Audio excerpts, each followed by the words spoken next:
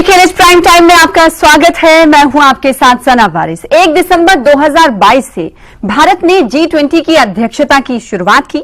दुनिया की आर्थिक शक्तियां G20 के सदस्य की शक्ल में एक दूसरे के कल्याण के लिए एक साथ आए हैं। भारत विदेशी प्रतिनिधियों की मेजबानी कर रहा है। 7 शहरों में बैठक निर्धारित की गई है, जिसमें 2 बैठकें लद्दाख और कश्मीर में शेड्यूल्ड हैं, जहां 22 मई से 24 मई तक श्रीनगर में G20 की बैठक की तैयारियां चल रही हैं। तो वहीं बैठक के आयोजन पर फारूक अब्दुल्ला ने सवाल खड़े किए हैं। उन्होंने कहा है कि आखिर जम्मू में G20 की बैठक क्यों नहीं हो रही है। उन्होंने कहा कि कहां है वो नेता जो लोगों के सामने जम्मू जम्मू चिल्लाते थे। साथ ही उन्होंने कहा कि मुझे हैरानी हो रही है कि एक भी भाजपा नेता नहीं बोल रहा है कि G20 जम्मू में आखिर क्यों नहीं हुआ। इस बयान के बाद सियासत और सवाल खड़े हो गए हैं और इस सवाल इस तरह कि G20 बैठक पर कश्मीर वर्सेस जम्मू आखिर क्यों।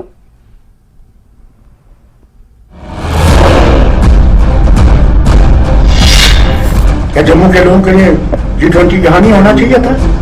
ये वो लोग हैं जिन्होंने जम्मू कश्मीर के लोगों में जहर घोलकर राजनीति की। क्या जम्मू इंपॉर्टेंट नहीं है? और ये जम्मू टेकन फॉर ग्रांटेड।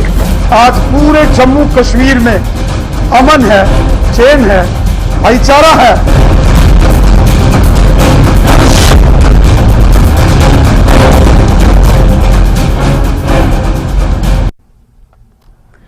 तो क्या जम्मू के लोग इंपॉर्टेंट नहीं है, सवाल खड़ा किया है फारूक अब्दुल्ला, जो कि एनसी के सरबराह हैं। उन्होंने सीधे तौर पर लद्दाख और कश्मीर में होने वाले G20 समिट के हवाले से सवाल खड़े कर दिए हैं, जिसके बाद अब सियासत शुरू हो गई कि जम्मू और कश्मीर को आखिर क्यों अलग देखा जा रहा है और इस पर सियासी सवाल खड़े क्यों किए जा रहे हैं। इस पर प्रतिक्रिया, जवाबी पलटवार भी आ चुका है, जो कि हमने अब से कुछ देर बाद पहले आपको सुनाया। चलिए खास चर्चा की शुरुआत करते हैं। कई खास मेहमान हमारे साथ जुड़ रहे हैं। एनसी से भी हम जानने की कोशिश करेंगे कि फारूक अब्दुल्ला की तरफ से जो बयान आया है उसको वो किस तरीके से डिस्क्राइब करते हैं एक ऐसे वक्त में जब जम्मू कश्मीर के लोग एक साथ आगे बढ़ने की बातें करते हैं, और साथ ही साथ वो नेता जो ये कहते रहे हैं कि जम्मू और कश्मीर को कहीं ना कहीं हाशिए पर रख दिया गया है, और अब जब G20 की अध्यक्षता में ये मीटिंग हो रही है तो जम्मू को अलग करके देखना, कश्मीर को अलग करके देखना कहां तक जायज है। ये कई सवालात खड़े हो रहे हैं। टीवी स्क्रीन पर कई खास मेहमान आपको नजर आ रहे हैं। चलिए सबसे पहले उनका तारुफ करा दे। अभिजीत जसरोटिया साहब भारतीय जनता पार्टी के स्पोक्स पर्सन हमारे बीच मौजूद हैं, आपका स्वागत करते हैं।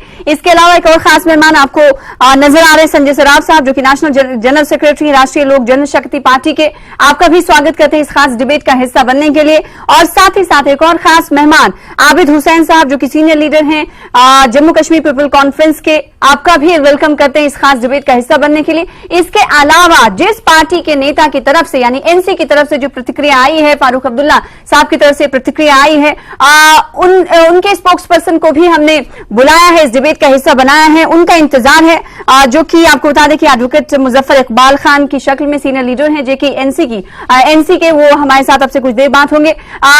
चूंकि एनसी ने अपने बयान दिया जिसके बाद सियासत खड़ी हुई है, भारतीय जनता पार्टी की तरफ से प्रतिक्रिया आ गई है। मैं चाहती हूं कि संजय सराफ साहब आप इस पर क्या कुछ बोलते हैं। क्या जम्मू और कश्मीर के संभाग को अलग करके देखा जाना चाहिए, जैसे कि फारूक अब्दुल्ला साहब ने सवाल उठाया है कि जम्मू में आखिर ये मीटिंग क्यों नहीं हो रही है। आपकी इस पर क्या कुछ राय है? देखिए, इसमें कोई ऐसी बात है नहीं। डॉक्टर फारूक साहब कंफ्यूजन क्रिएट करना चाहते हैं जम्मू और कश्मीर के लोगों के बीच में। आज कोई उनकी बात सुनने को तैयार नहीं है। सब लोगों को पता है उन्होंने जो ऑलरेडी 86-87 से कंफ्यूजन क्रिएट किया है और 370-35 के पीछे वो लोगों को कंफ्यूज करते रहे। आज जम्मू कश्मीर में इन पर्टिकुलर कश्मीर वैली के लोग इस कंफ्यूजन में नहीं आना चाहते हैं। उनका सब माइंड सब कुछ क्लियर है कि वो इस देश के साथ है, इस देश के साथ में रहने वाले हैं, और उनका जो भी विकास का कार्य आज चल रहा है ऑनरेबल प्रधानमंत्री के माध्यम से, होम मिनिस्टर के माध्यम से या एलजी साहब के माध्यम से ग्राउंड जीरो पर विकास हो रहा है, उस विकास को देखकर ये दोनों बाप बेटे बौखलाए गए हैं। They have lost their mindset. उनको पता नहीं है ये क्या बोल रहा है। आज तक किसी ने पूरे वर्ल्ड को देखिए, पूरे वर्ल्ड में पिछले 75 साल से हम लोग वेट कर रहे थे कि हमारे यहाँ G20 कब होगा। हमारा प्रधानमंत्री हर वक्त G20 लीडरों के पीछे पीछे दौड़ता था। आज फर्स्ट टाइम अगर G20 हो रहा है तो they are opposing it. They are directly opposing the same way which our neighbours are doing. ये तो वो बात वो बोल रहे हैं जो हमारे हमसाया मुल्क बोल रहे हैं, जिनको तकलीफ हो रही है जम्मू कश्मीर में, इन पर्टिकुलर कश्मीर वैली में G20 क्यों हो रहा है? G20 से डेवलपमेंट होगी, विकास होगा, अनएम्प्लॉयमेंट, यूथ को रोजगार मिल जाएगा और एक्सपोजर मिल जाएगा बिजनेस सेक्टर को, पर्टिकुलरली टूरिज्म सेक्टर को, जिस टूरिज्म के माध्यम से जब यही लोग चीफ मिनिस्ट्री की गद्दियों पर बैठे थे 2000-1500 के, मैं कश्मीर में एक होटल में कमरा जाता था, आज वही कमरा 10,000, 12,000, 15,000 में। तो इनको कोई इनके साथ में ना होटलियर इनके साथ में खड़ा होगा, ना हाउस बोट वाला खड़ा होगा, ना जम्मू कश्मीर का कोई अनएम्प्लॉयड यूथ खड़ा होगा, जिसको नजर है G20 के माध्यम से उसको रोजगार मिलेगा, उसके यहाँ विकास होगा, उसके यहाँ डेवलपमेंट होगी। तो इसलिए ये दोनों बाप बेटे, एक ट्वीट कर रहा है, दूसरा रिट्वीट कर रहा है, ये बड़े कंफ्यूज्ड है। इनकी वजह से जम्मू कश्मीर में गन कल्चर आया। मैं पिछले 20 साल से बोल रहा हूं, जम्मू कश्मीर का, पर्टिकुलर कश्मीर वैली का कोई भी बच्चा ना घर पैदा हुआ था, ना पत्थर लेकर पैदा हुआ था। ये सब डॉक्टर फारूक अब्दुल्ला साहब और राजीव गांधी की मेहरबानी है। जो राजीव फारूक अकॉर्ड हो गया उसकी वजह से। ठीक है, तो आपका सीधे तौर पर RLJP का सीधे तौर पर यह कहना है कि ये कंफ्यूजन क्रिएट करने वाली बात है जो कि एनसी अपने बयान के जरिए कर रही है। और इस वक्त एक और खास मेहमान मुजफ्फर इकबाल खान साहब हमें नजर आ रहे हैं। आपका वेलकम करते हैं खास डिबेट का हिस्सा बनने के लिए। मुजफ्फर साहब, आपको आवाज मेरी मिल पा रही होगी, हालांकि पहली प्रतिक्रिया, पहला रिएक्शन आपसे ही लेना था, क्योंकि फारूक अब्दुल्ला साहब ने जो सवाल खड़े किए हैं उस पर सियासत भी शुरू हो चुकी है और ऊपर से सवाल उठ रहे हैं। भारतीय जनता पार्टी ने तो जवाब दे दिया है कि नेशनल कॉन्फ्रेंस बौखलाई हुई है क्योंकि जम्मू और कश्मीर के लोग मिलकर रह रहे हैं, इसलिए वो ऐसी बातें कर रहे हैं। फारूक अब्दुल्ला साहब जो बात कह रहे हैं, जो बयान उन्होंने दिया है, आखिर वो जम्मू वर्सेस कश्मीर क्यों करना चाह रहे हैं? इस बयान से तो यही समझ आ रहा है। मुजफ्फर इकबाल साहब, देखिए, फारूक साहब के बयान से कोई भी ये नहीं कह सकता कि उन्होंने जम्मू वर्सेस कश्मीर की है कोई बात। उन्होंने सिर्फ उन लोगों को कहा है जो लोग जम्मू के ठेकेदार हैं। जो आपको अभी कह रहे थे कि हमने तामीर और तरक्की की है, वो तामीर और तरक्की कहाँ हुई है? सिर्फ बीजेपी वालों के घरों में हुई होगी, ग्राउंड पे तो कहीं हुई नहीं है। उन्होंने ये नहीं कहा है कि जम्मू वर्सेस कश्मीर करो। उन्होंने जो कहा है कि भाई जो लोग जम्मू जम्मू जम्मू जम्मू करते थे और जम्मू के ठेकेदार थे, जम्मू में ये कॉन्फ्रेंस क्यों नहीं हुई? लद्दाख में अगर कॉन्फ्रेंसें हो सकती हैं, कश्मीर में हो सकती हैं, तो जम्मू में क्यों नहीं हो सकती हैं? दूसरा, उन्होंने सवाल उठाया जो, मुझे बताओ, इस पर कोई भी आदमी इसको कंट्राडिक्ट कर सकता है ऑन फैक्ट्स एंड फिगर्स कि हालात खराब हुए हैं जब से इन्होंने ये पॉलिसी शुरू की है। रजौरी पुंछ जो आज तक पीसफुल था, वहां भी अब टेररिस्ट एक्टिविटीज शुरू हुई है। आपको पता होगा कि ढांगरी में फैमिली मेंबर्स को मारने के बाद आज तक पता नहीं चल सका कि वो लोग कहां गए। और ठीक 2 महीने के बाद पुंछ में अटैक होता है और 5 जवानों को शहीद किया जाता है। अब इसको आप कहोगे कि नहीं जी, फारूक साहब ने इस पर भी गलत कहा है। पिछले 10 सालों में रजौरी पुंछ में इस किस्म का कोई वाक़ा नहीं हुआ है, पहली बार ऐसा हुआ है। वहां मिलिटेंसी आपने रिवाइव की, उसकी वजह यह है कि आपका लोगों के साथ फैक्ट ही नहीं है। आप लोगों के साथ आपको इंफॉर्मेशन ही नहीं मिलती है। जाहिर सी बात है कि मिलिटेंसी को काउंटर करने के लिए सबसे पहली रिक्वायरमेंट है कि आप वहां के लोकल्स को on board low. They must be in loop of.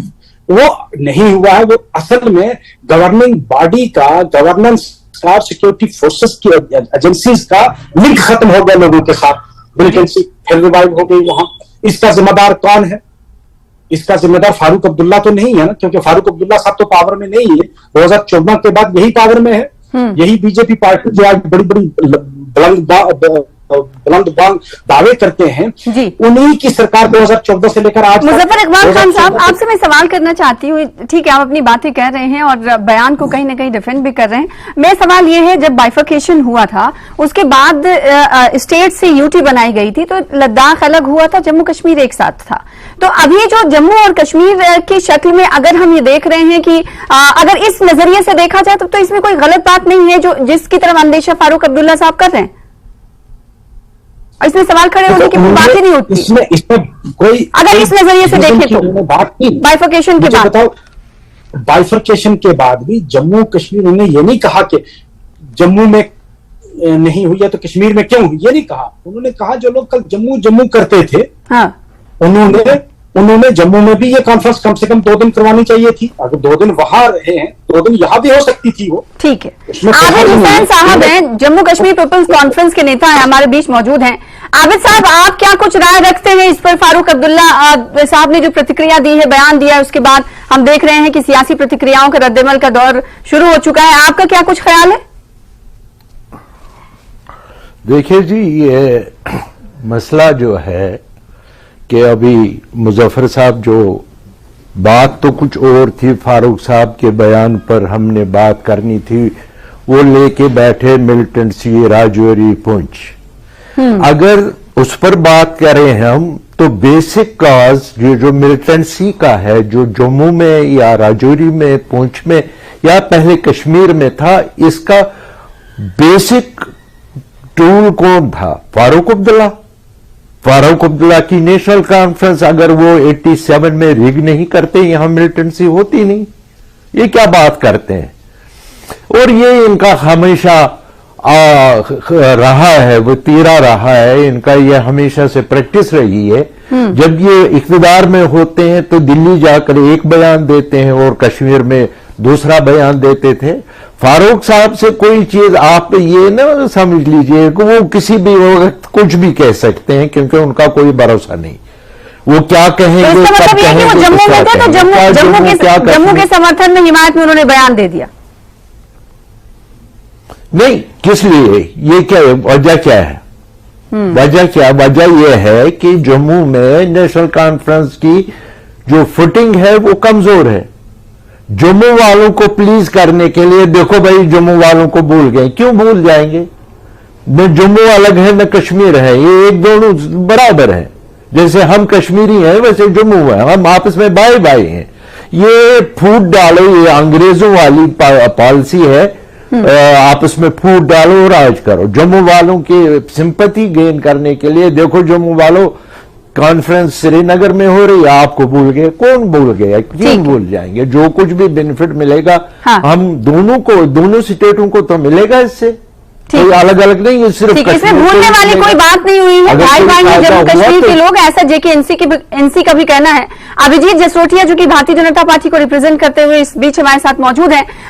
अभिषेक साहब, जो एनसी ने कंसर्न जाहिर किया है, सवाल उठाए हैं कि 2 दिन अगर वहां हो रहा था, 1 दिन जम्मू में हो जाता, और भारतीय जनता पार्टी के नेता जो डोगरा नेता हैं और भारतीय जनता पार्टी के जो नेता हैं वो तो बोल ही नहीं रहे हैं कि यहां पर ये समिट क्यों नहीं हो रही है। तो क्या ये सवाल जायज नहीं किसी हद तक?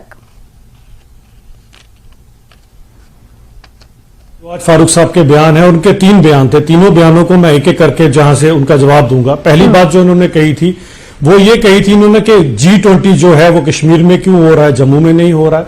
दूसरा, अचानक से फारूक साहब को एक प्रेम जाग गया डोगरों के लिए, जम्मू के लोगों के लिए। और तीसरी, उन्होंने टेररिज्म की बात की। अब तीनों की अगर मैं बात करूं तो आज फारूक साहब का हाल वो हो चुका है जिस तरह वो एक जुल्मी सास होती है ना, जो अपनी बहू के अंदर कोई ना कोई उसके अंदर से नुक्ता चीनी जरूर निकालेगी। अगर बहू आटा भी गूंद रही है तो कहेंगे ये हिल क्यों रही है आटा गूंदते हो। तो फारूक साहब आज उस सास से कम नहीं है। पहली बात अगर मैं करूं, जहां तक फारूक साहब को पता होना चाहिए कि G20 की तरह जम्मू में Y20 के 2 इवेंट्स हुए हैं जो कि G20 का हिस्सा है। एक कठुआ में इवेंट हुआ और एक अभी थोड़ी देर पहले जम्मू यूनिवर्सिटी में जोरावर सिंह स्टेडियम में ऑडिटोरियम हुआ, जिसमें बढ़ चढ़कर लोगों ने हिस्सा लिया और बड़े बड़े पैनलिस्ट उसमें आए हुए थे। तो जम्मू को कश्मीर के साथ लड़ाओ, कश्मीर को जम्मू के साथ लड़ाओ, शुरू से ही फारूक साहब की ये वाली नीति रही है। अब डोगरों के लिए जो उनको अचानक से प्यार जाग गया, तो ये वही फारूक साहब है जिनके बेटे ने कहा था हमारे महाराजा हरि सिंह की शान में गुस्ताखी की थी कि इनके राजाओं को हमने अपनी पीठ पे यहां पर कंधे पे बिठाकर लखनपुर के बाहर फेंक दिया। उसके बाद उनको वहां क्या खमियाजा भुगतना वो भी आपके सामने है। जम्मू के राजाओं के साथ, जम्मू के डोगरों के साथ इनको कितना प्यार था कि हमारे राजा के स्टैचू के नीचे इनको अपना नाम दिखाने से शर्म आती थी। इस हद तक ये जम्मू के लोगों को आज तक ब्लैकमेल करते आए। 1951-52 की जो सबसे पहली कॉन्स्टिट्यूएंट असेंबली बनी जम्मू कश्मीर की, उस समय 18 लाख पॉपुलेशन थी कश्मीर की, 20 लाख जम्मू की थी, जबकि 1.5 दर्जन हमसे ज्यादा सीटें नेशनल कॉन्फ्रेंस ने कांग्रेस की मेहरबानी से कश्मीर में दी। तो हमारे साथ कितना इनको प्यार है ये भी आपको भली भांति पता लग गया होगा। अब तीसरा मैं आता हूं टेररिज्म के ऊपर। तो टेररिज्म, जिस तरह बाकी पैनलिस्ट ने कहा, जो कि जन्मदाता थे टेररिज्म के 87 के अंदर, जिन्होंने रिगिंग करके MUF को हराया, रातों रात उनको अपने लोगों को जिताया, उसके बाद बंदूक वहां पर दाखिल हुई। और अगर आप फ्रोजन टर्बुलेंस उठाकर पढ़ते हैं जगमोहन जी की, उसमें साफ लिखा है कि फारूक साहब ने अपने कार्यकर्ताओं को कहा था कि पाकिस्तान जाए और हथियार उठाकर लाएं। आज तक 30 सालों से जितना खून यहां पर बहा है, उसका अगर कोई कसूरवार है तो नेशनल कॉन्फ्रेंस, पीडीपी और कांग्रेस, ये 3 जमातें हैं। एक ही पार्टी है जिसका दामन पाक है, वो है भारतीय जनता पार्टी। इसीलिए ये सारे के सारे जो बात फारूक साहब ने आज बयान किए हैं, इनको मैं सिरे से नकारता हूं। तो विपक्षी पार्टियों आपको कहीं ना कहीं जो अभी सियासी दल हैं आप जम्मू कश्मीर में, उन्हें आप कहीं ना कहीं जिम्मेदार मान रहे हैं, तो भारतीय जनता पार्टी को आप साफ और शफाफ होने का सर्टिफिकेट भी देते हुए नजर आए। अब मुजफ्फर इकबाल साहब, कई सवाल आपसे होंगे, लेकिन छोटे से ब्रेक के लिए रुकना चाहेंगे। ब्रेक के बाद JKLH प्राइम टाइम में सवालों का सिलसिला जारी रहेगा। छोटा सा ब्रेक के बाद चल लौटेंगे।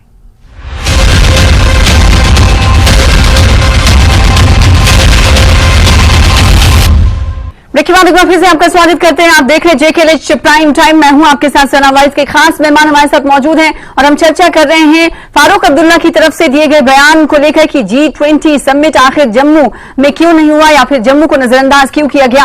मुजफ्फर इकबाल साहब, कई सवालों के साथ मैं आपके पास आना चाहूंगी। कई पैनलिस्ट ने सवाल खड़े किए हैं और इस बयान के पीछे अब कहीं न कहीं वोट बैंक के हवाले से भी लोग समझने लगे हैं कि इसमें वोट बैंक की सियासत पिन्हा है, इसीलिए फारूक अब्दुल्ला ने इस तरह के बयान दिए हैं कि जम्मू की याद अब उनको आ रही है। देखो, फारूक साहब को हमेशा जम्मू की याद आती है और फारूक साहब ज्यादा कंसर्न जम्मू के मुजफ्फर साहब लिए रहते हैं। हाँ। रहा सवाल ये कि फारूक साहब ने, जी मैंने कहा फारूक साहब जम्मू के लिए ज्यादा कंसर्न पहले से ही रहते हैं और नेशनल कॉन्फ्रेंस में हमेशा कभी जम्मू कश्मीर लद्दाख में कोई फर्क नहीं किया। ये कहना कि फारूक साहब को अब जम्मू की याद आई, फारूक साहब को तो हमेशा आई। फारूक साहब ने एक सवालिया निशान उठाया है उन जमातों पर जो जमातें सिर्फ अपने आप को जम्मू का रिप्रेजेंटेटिव नहीं ठेकेदार समझती हैं कि हमने जम्मू का ठेका लिया हुआ है, बाकी यहां जम्मू में किसी का कोई हक नहीं बोलने का। उन जमातों को पूछते हैं कि कल तक आप जम्मू जम्मू कर रहे थे, डोगरा जम्मू, और इनसे ये पूछिए जिस डोगरा महाराजा का आज आप स्टैच्यू आप सामने रखकर आप उसको हार डालते हैं, उसने जिन बुनियादों पर एक्सेशन किया था उन्हीं बुनियादों की आपने धज्जियां उड़ाई है 5 अगस्त 2019 को कि नहीं उड़ाई है। महाराजा ने जब एक्सेशन किया तो उसने कंडीशनल एक्सेशन किया था, आप उस वक्त आपने माना था ये।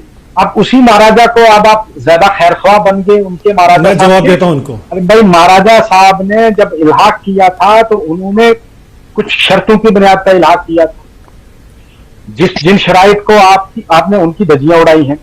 जो असल मुद्दा है, ये अभी एक पैनलिस्ट कह रहे थे कि इन्होंने रजौरी पहुंच में फारूक साहब ने इस पर भी बयान दिया है आज। अच्छा, ये जम्मू G20 के तहत ही Y20 हमने देखा है कि लद्दाख में भी प्री समिट हुआ था और इस हवाले से अभिजीत जसरोटिया कह रहे थे कि कठुआ में और जोरावर स्टेडियम में भी इस हवाले से कार्यक्रम हुए हैं, तो इसकी जानकारी क्या नेशनल कॉन्फ्रेंस के पास नहीं थी? ये भी सवाल खड़े होते हैं। और आपके सवाल का जवाब संजय सराफ साहब देना चाहते हैं। मैं चाहती हूँ कि वो अपना जवाब मुकम्मल कर ले, फिर उसके बाद दूसरे पैनलिस्ट की तरफ चलेंगे। संजय साहब, देखिए, ये लोग बात को घुमा रहे हैं। मैं 2-3 बातें बोलूंगा मुजफ्फर साहब से। पहले ये डॉक्टर फारूक साहब को बोले कि ये पूरे कौम से माफी मांगे, जम्मू कश्मीर के लोगों से जो मिलिटेंसी इन्होंने लाई है उसके लिए माफी मांगे। जो जम्मू कश्मीर का हाल है, आज जम्मू कश्मीर यूरोप से भी बड़ा होता। नंबर 1, ये इलाक की बात करते हैं, इनको बोलिए इलाक के टाइम बोला था ऑनेस्टी, इंटेग्रिटी, सिंसियरिटी के साथ अवाम के लोगों के साथ काम करना। अवाम यहाँ पर क्रिकेट का स्कैम नहीं करना। जहां पर हमारे 10 स्टेडियम, जो नेचुरल हमारे पास जमीन है, जो नेचुरल हमारे पास प्लेइंग ग्राउंड है, उसका जब प्रेसिडेंट JKCA का डॉक्टर फारूक साहब था, जिसका मैं भी मेंबर हूं, अभी भी मेरा WCC क्लब है, व्हाइट्स क्रिकेट क्लब, वहां पर डॉक्टर फारूक साहब 114 करोड़ लेकर भाग गए। और 114 करोड़ का जो स्कैम है, मैं तो गवर्नमेंट से कहता हूं कि अगर लालू प्रसाद यादव जी को जेल में भरा जा सकता है तो डॉक्टर फारूक को क्यों नहीं जेल में भरते हैं? इसके साथ और इसको क्यों ऐसी डिलीट दी जाए? नंबर 1। नंबर 2, उमर अब्दुल्ला साहब चीफ मिनिस्टर थे, उसके टाइम में 128 बच्चे मारे, उसके अगेंस्ट में FIR होना चाहिए। उसके बाद वो भूल जाएगा ट्वीट करना। तो आप इस हवाले से कोशिश क्यों नहीं करते? हम लोग तो कर रहे हैं, हम लोग तो प्रेस में हर वक्त उठाते हैं। आप अगर संजय सराफ को गूगल में खोलकर देखेंगे, मैं हर वक्त उठाता हूं। मैं हर वक्त कहता हूं, पिछले 20 साल से Rajiv Farooq accord, creation of militancy, doctor Farooq का स्कैम का मैं उठा देता हूं। मैं उमर अब्दुल्ला उठाता हूं, 128 बच्चों को जब मारा गया उसके अगेंस्ट। ठीक है, अभिजीत जसरोटिया साहब, जो बात फारूक अब्दुल्ला साहब ने कही है, क्या जम्मू के आवाम, जम्मू की जनता के मन में ये बात नहीं आई होगी? भारतीय जनता पार्टी के लीडरों की तरफ से हम बार बार ये बयान सुनते हैं कि जम्मू उनका है और जम्मू की डोगरा संस्कृति और सभ्यता को बचाने की बार बार वो मांग करते हैं। तो क्या ये बात जो फारूक अब्दुल्ला ने उठाई है, क्या जम्मू की जनता के जहन में और दिल में नहीं उठ रही होगी? जम्मू की जनता भली भांति जानती है कि क्या चीज है और क्या नहीं। जम्मू की जनता इनको आज से नहीं, बड़े पुराना इनके दोगले कैरेक्टर को बड़े अच्छे ढंग से जानती है। और एक बात बताएं, भारतीय जनता पार्टी में जम्मू और कश्मीर हमारी दो आंखों की तरह हैं। हम फारूक साहब की तरह, एनसी की तरह, पीडीपी की तरह, कांग्रेस की तरह एक आंख से नहीं देखते। हमारी दोनों आंखें सलामत है। जम्मू में भी उतनी तरक्की हो रही है जितनी कश्मीर में तरक्की हो रही है। लेकिन इनका आज ये सवाल उठाने का मतलब क्या है? इनका सवाल उठाने का मतलब यह है कि लोगों को कंफ्यूज किया जाए। मैं फारूक साहब को एक बात बताना चाहता हूं, अब्राहम लिंकन ने एक बार कहा था, कुछ लोगों को कुछ देर तक बेवकूफ बनाया जा सकता है, बहुत सारे लोगों को बहुत देर तक बेवकूफ बनाया जा सकता है, लेकिन सभी लोगों को हमेशा तक बेवकूफ नहीं बनाया जा सकता। आज लोग सब जान चुके हैं कि आपके बयान कश्मीर में कुछ होते हैं, जम्मू में कुछ होते हैं और दिल्ली पहुंचते ही आपके बयान बदल जाते हैं सारे के सारे।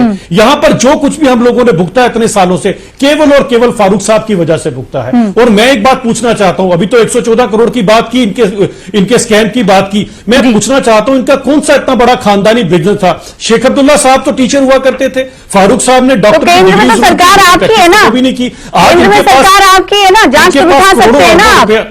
बिल्कुल पूछा, जांच चल रही है इसके ऊपर, क्रिकेट स्कैम के ऊपर चल रही है, स्कैम चल रही है जांच, कोशिशें और आनंद आनंद में हो सकती है ना, कोशिशें और आगे बढ़ सकती है ना, तेजी से हो सकती है ना। मुजफ्फर इकबाल साहब एडवोकेट भी है, सुप्रीम कोर्ट का रुख करते रहते हैं, वो इस पूरे मुद्दे को बड़े आसानी से समझ रहे होंगे।